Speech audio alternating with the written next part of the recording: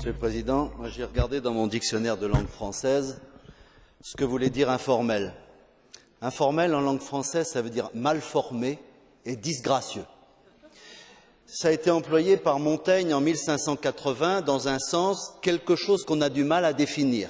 Alors, je vous laisse juge du sommet d'Hampton Court et du fantôme de Catherine Howard.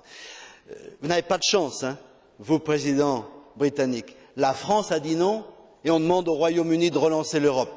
C'est beaucoup, hein, je trouve.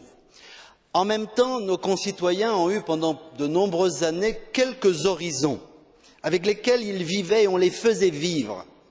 La réunification de l'Europe, la Constitution, la Charte des droits, le marché unique, la monnaie unique.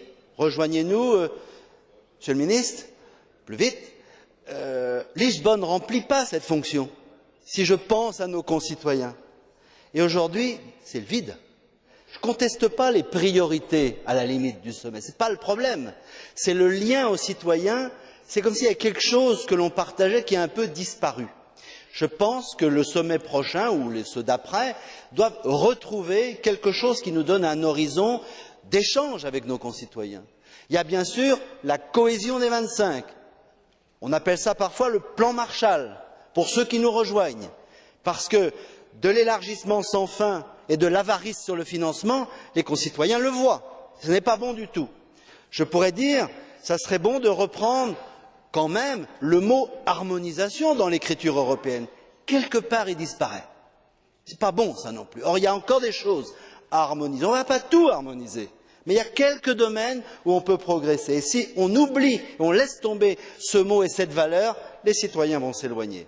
Puis il y a un autre domaine, et j'aimerais bien, ce qui me tient moi à cœur, les échanges entre les jeunes. J'ai regardé la statistique. L'Europe finance en 2005-2006 280 000 jeunes pour 3 programmes, Comenius, Erasmus, Leonardo. Ils sont 58 millions. Multiplié par 10, ça ne nous coûtera pas trop cher et il faut, à partir d'eux, jouer la conscience européenne.